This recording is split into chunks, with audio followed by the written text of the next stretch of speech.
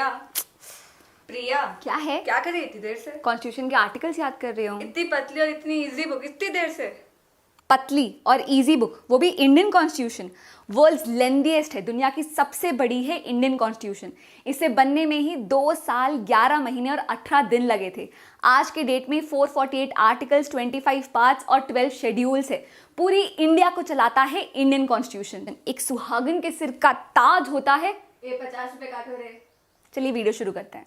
Hey everybody, मैं हूँ प्रिया और आप देख रहे हैं फिनोलॉजी लीगल। आज की इस वीडियो में हम इंटरनेट पर अवेलेबल कुछ ऐसे टिप्स एंड ट्रिक्स के बारे में बात करेंगे जिससे कि आप इंडियन कॉन्स्टिट्यूशन को और आसानी से याद कर पाएंगे। और इस पूरी वीडियो की जो सबसे फनी ट्रिक है उसे मैंने इस वीडियो के एंड के लिए बचा कर रखा है, तो उसे ज़रूर देखिएगा। तो चलिए आज का वीडियो शुरू करते हैं। जब भी हम इंडियन कॉन्स्टिट्यूशन की बात करते हैं, 2 डेट सबसे ज़्यादा इंपॉर्टेंट है। पहला है 26 नवंबर 1949। अब ये डेट क्यों इंपॉर्टेंट है? क्योंकि इस दिन हमारा कॉन्स्टिट्यूशन बनकर तैयार हुआ था। On this date we adopted our constitution.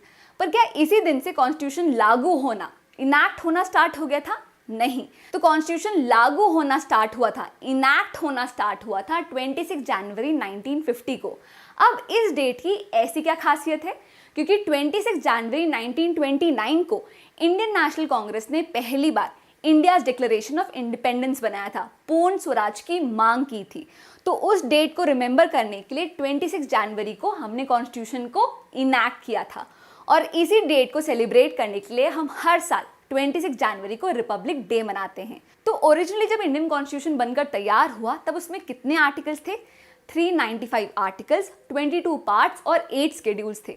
But currently Indian constitution में कितने आर्टिकल्स हैं? 448 आर्टिकल्स, 25 पार्ट्स और 12 शेड्यूल्स। बट एक चीज जो तब और अब दोनों में कॉमन थी वो ये कि इंडियन कॉन्स्टिट्यूशन दुनिया का सबसे लंबा, वर्ल्ड्स लेंथीएस्ट कॉन्स्टिट्यूशन है। तो शुरुआत करते हैं शेड्यूल्स के साथ। अब ये शेड्यूल्स क्या होते हैं? ये बेसिकली वो टेबल्स होते हैं जिनमें कुछ एडिशनल डिटेल्स दिए हुए होते हैं जो कि आर्टिकल्स में प्रेजेंट नहीं होते। फॉर एग्जाम्पल, अगर आप कॉन्स्टिट्यूशन के आर्टिकल 346 और 347 की बात करें तो वो ऑफिशियल लैंग्वेजेस की बात करते हैं, पर ये नहीं बताते कि कौन कौन सी लैंग्वेजेस ऑफिशियल लैंग्वेज होती है। ये दिया होता है 8th शेड्यूल में जो इंडिया की ऑफिशियल लैंग्वेजेस की बात करती हैं। तो शेड्यूल्स में कुछ एडिशनल डिटेल्स दिए होते हैं। बाय द वे, आपको क्या पता है कि इंडिया की कितनी ऑफिशियल लैंग्वेजेस है? 22। तो शुरुआत करते हैं शेड्यूल्स के साथ। तो ये है वो 12 शेड्यूल्स। अभी मैं थोड़ा साइड हटूंगी तो ये आपको क्लियरली जूम होके दिखेंगे। पर आपको पता है मेरे स्कूल के मैथ्स टीचर क्या करते थे? वो बच्चों को कोई भी फॉर्मूला या ट्रिक बताने से पहले उन्हें ओरिजिनल तरीके से, डिफिकल्ट तरीके से प्रॉब्लम सॉल्व करने बोलते थे, ताकि बाद में जब वो ट्रिक बताए तो बच्चों को उसकी इंपॉर्टेंस फील हो। ऐसा ही कुछ मैं आपके साथ करने वाली हूँ। तो पहले हम ये 12 शेड्यूल्स देखेंगे और फिर इसे याद करने की ट्रिक जानेंगे। और जब आप ये ट्रिक सुनेंगे तो आपकी आंखों से खुशी की आंसू, टीयर्स ऑफ हैप्पीनेस आ जाएंगे। देखते हैं। तो पहला शेड्यूल बात करता है स्टेट और यूनियन टेरिटरीज की। दूसरा बात करता है कि किसको कितनी सैलरी या इमोल्यूमेंट्स मिलेंगे। तीसरा बात करता है शपथ ग्रहण की, ओथ्स एंड एफर्मेशंस की। तो हर शेड्यूल में जो वर्ड हाईलाइट होते जा रहा है इसी को कंबाइन करके ये ट्रिक बना है। तो आपको बस ये वर्ड्स याद रखना है और फिर आपको ये पूरे शेड्यूल याद हो जाएंगे। इसके बाद चौथा शेड्यूल बात करता है कि राज्यसभा में किस स्टेट से और किस यूनियन टेरिटरी से कितनी सीट एलोकेट हुई है। 5th शेड्यूल बात करता है शेड्यूल एरिया और शेड्यूल ट्राइब्स की। वहीं 6th शेड्यूल बात करता है नॉर्थ ईस्टर्न स्टेट्स के बारे में। तो क्योंकि इससे पहले हमने शेड्यूल एरियाज और शेड्यूल ट्राइब्स डिस्कस किए हैं, तो 6th के जो एरियाज हैं, नॉर्थ ईस्टर्न एरियाज मतलब आसाम, मेघालय, त्रिपुरा और मिजोरम के जो स्टेट्स हैं, इन्हें हम अदर एरियाज बोलेंगे।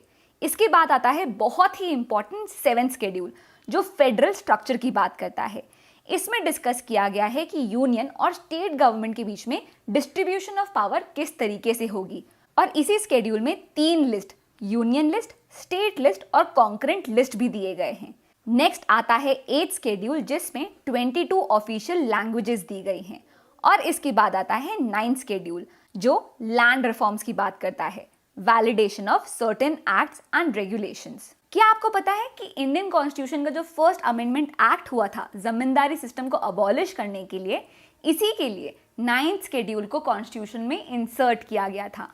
इस शेड्यूल में कुछ ऐसे सेंट्रल और स्टेट लॉज हैं जिसे कोर्ट में चैलेंज नहीं किया जा सकता। तो एज ऑफ नाउ इस शेड्यूल में कुछ 280 या 209 लॉज है जिसे कोर्ट में चैलेंज नहीं किया जा सकता। इसके बाद 10 शेड्यूल बात करता है डिफेक्शन लॉज की, disqualification on ground of defection की। 11 शेड्यूल बात करता है पंचायत की और 12 शेड्यूल बात करता है म्युनिसिपैलिटीज की। तो अभी जो 12 शेड्यूल्स आपने देखे, इसे लर्न करने की ट्रिक है tears of old PM. Tears of old PM, इसे आप ऐसा याद रखिए कि 12 शेड्यूल्स हैं और ये 12 लेटर्स हैं। इन्हें एक एक करके देखते हैं। तो टी से टेरिटरीज, ई से इमोल्यूमेंट्स, ए से एफर्मेशंस, आर से राज्यसभा याद रखिएगा और एस से स्केड्यूल्ड एरियाज। तो 1 2 3 4 5 ये हो गया आपके 5 शेड्यूल्स। अब 5th शेड्यूल में बात हुई है स्केड्यूल्ड एरियाज की और 6th में बात हुई है नॉर्थ ईस्टर्न स्टेट्स की। तो इसे आप अदर एरियाज के नाम से याद रखिए। तो 5th हो गया स्केड्यूल्ड एरियाज और ऑफ का ओ हो गया आपका अदर एरियाज। इसके बाद एफ से है फेडरल स्ट्रक्चर। तो ये किसकी बात कर रहा है? फेडरल स्ट्रक्चर की बात कहाँ की गई है? 7th शेड्यूल में। तो 6th और 7th शेड्यूल में आपकी 3 लिस्ट दी गई है और ये यूनियन और स्टेट के बीच में पावर्स कैसे डिवाइड होंगी इसके बारे में बात करता है। इसके बाद ओ से हो गया आपकी official languages, 8th schedule. L से लैंड रिफॉर्म्स, 9th शेड्यूल जो 1951 में इंसर्ट हुआ कॉन्स्टिट्यूशन में। डी बात करता है डिफेक्शन लॉज की, एंटी डिफेक्शन लॉज की। इसके बाद हम पी और एम देखते हैं।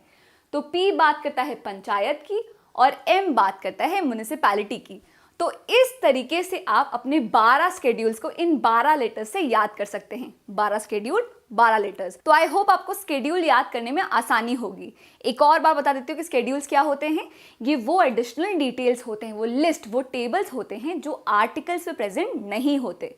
अब एक क्वेश्चन ये आता है कि जिस तरीके से हमने कॉन्स्टिट्यूशन में आर्टिकल्स को इंसर्ट किया है उसी तरीके से हमने इन शेड्यूल्स को क्यों नहीं इंसर्ट किया? क्योंकि जब हमने कॉन्स्टिट्यूशन इनैक्ट किया था तभी वो इतना लेंदी था। आपको पता है इनैक्टमेंट वाले दिन कॉन्स्टिट्यूशन में कितने वर्ड्स थे? 1,45,000 वर्ड्स थे हमारे कॉन्स्टिट्यूशन में। इसमें अगर आप इन शेड्यूल्स को भी इंसर्ट कर देते तो हमारा कॉन्स्टिट्यूशन कितना कॉम्प्लिकेटेड और कितना लेंदी हो जाता। इसलिए सिंप्लीफाई करने के लिए कॉन्स्टिट्यूशन को आर्टिकल्स, पार्ट्स और शेड्यूल्स में डिवाइड किया गया है। अब बात करते हैं दूसरी ट्रिक की। तो 1946-47 में जब इंडिया की कॉन्स्टिट्यूएंट असेंबली पहली बार बैठी थी कॉन्स्टिट्यूशन बनाने के लिए, तब उन्होंने दुनिया भर के कॉन्स्टिट्यूशन से इंस्पिरेशन ली थी। इसमें से कुछ देश ऐसे थे जो नए नए आज़ाद हुए थे, नया नया कॉन्स्टिट्यूशन था। वहीं कुछ देश, कुछ सोर्सेज ऐसे थे जिनका कॉन्स्टिट्यूशन बहुत पुराना था। पर मेनली हमने इन 11 सोर्सेज से इंस्पिरेशन ली थी, इन 11 सोर्सेज से फीचर्स लिए थे। For example government of India act से हमने कुछ फीचर्स लिए, यूएस कॉन्स्टिट्यूशन, यूके कॉन्स्टिट्यूशन, ऐसे अलग अलग सोर्सेज से हमने इंस्पिरेशन ली। पर जब भी एग्जाम में ये पूछा जाता है कि कोई स्पेसिफिक फीचर किस सोर्स से लिया गया है तो ये याद करना थोड़ा मुश्किल हो जाता है। और इसी में हेल्प करेगी आपकी दूसरी ट्रिक जो आपको सोर्सेज याद करने में हेल्प करेगी। चलिए देखते हैं इस ट्रिक को। तो सबसे पहले बात करते हैं आयरिश कॉन्स्टिट्यूशन की। तो इससे जो हमने फीचर्स लिए हैं उसे याद करने के लिए आप इस स्टेटमेंट को याद कर लीजिए, allies DP is number 1। Funny है ना? अब ये स्टेटमेंट देखकर इस ट्रिक को जज मत करिए, या तो ये सोर्सेज याद कर लीजिए या फिर ये आसान सा स्टेटमेंट याद कर लीजिए। वैसे ये स्टेटमेंट ज़्यादा ईजी लगता है। तो चलिए अब इसमें क्या क्या फीचर्स हैं ये देखते हैं। तो एलीज हो गया इलेक्शन ऑफ प्रेसिडेंट, डीपी हो गया directive principle of state policy, और नंबर 1 ये हो गया nomination of members to Rajya Sabha. तो ये जो 3 फीचर्स है आप इस एक स्टेटमेंट से याद कर सकते हैं। ये तीनों फीचर्स हमने लिए हैं आयरिश कॉन्स्टिट्यूशन से। दूसरा है यूके का कॉन्स्टिट्यूशन, ब्रिटिश कॉन्स्टिट्यूशन। तो इसके फीचर्स याद करने के लिए मेरे पास 2 स्टेटमेंट्स हैं। वैसे वीडियो देखते देखते आपको भूख लग गई होगी तो ये लीजिए पार्ले बिस्किट, इसी में यूके के फीचर्स हैं।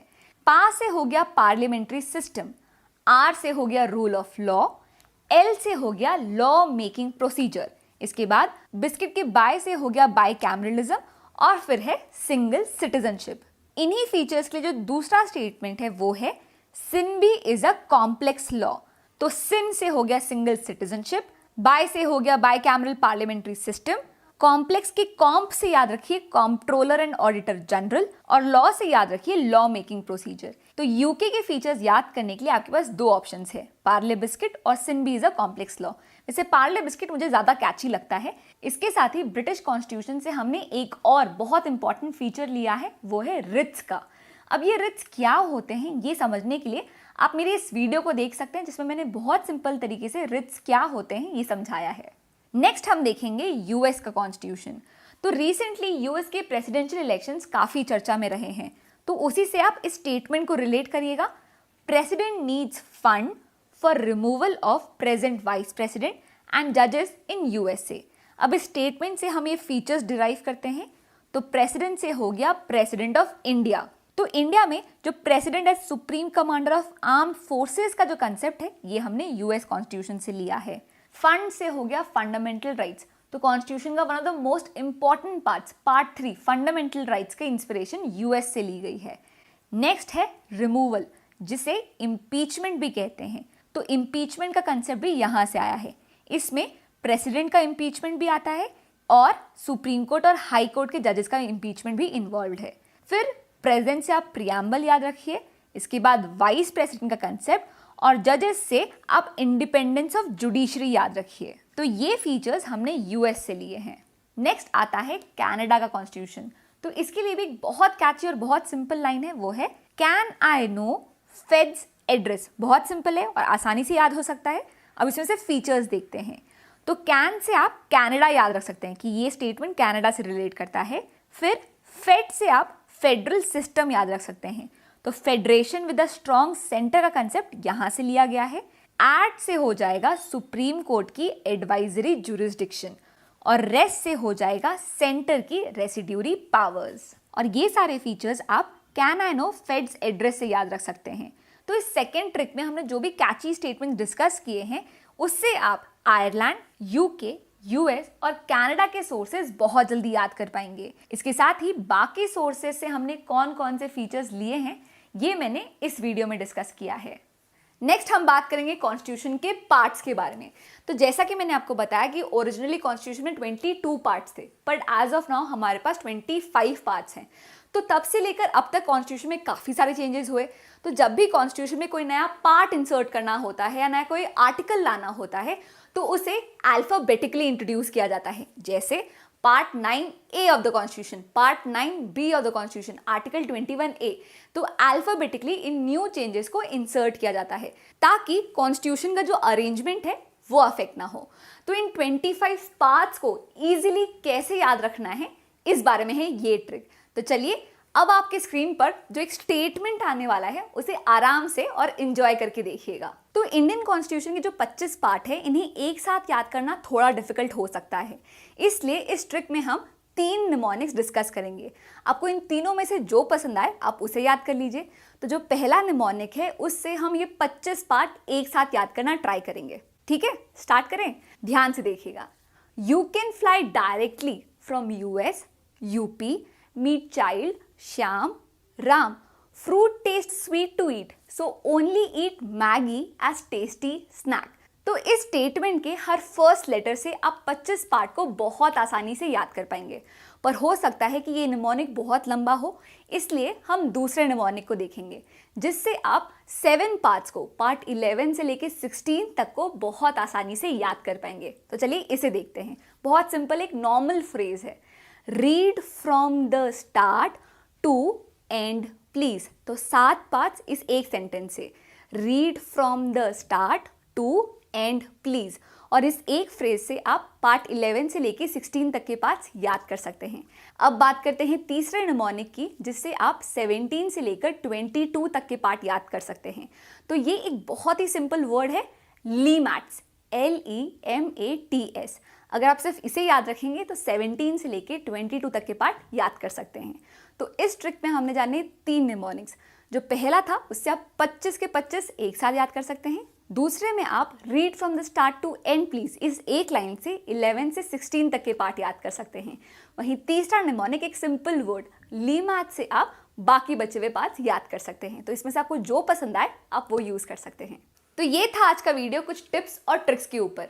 मैं उम्मीद करती हूँ कि आज के इस फन वीडियो में भी आपको कुछ नया सीखने को मिला हो। अगर हाँ तो इस वीडियो को अपने फ्रेंड्स के साथ भी ज़रूर शेयर करिए ताकि वो भी एग्जाम में अच्छे नंबर पा सके। और ऐसे और इंटरैक्टिव कंटेंट के लिए आप मुझे मेरे इंस्टाग्राम पेज पर भी फॉलो कर सकते हैं, जहाँ पे हम बहुत सारे करंट अफेयर्स को कवर करते हैं, क्विजेस के साथ, पोल्स के साथ। और ऐसी ढेरों वीडियोस पाने के लिए आप इस चैनल को सब्सक्राइब भी कर सकते हैं। उम्मीद करती हूँ कि आज का ये वीडियो आपको पसंद आया हो। That's it for now. See you in the next class. Bye bye.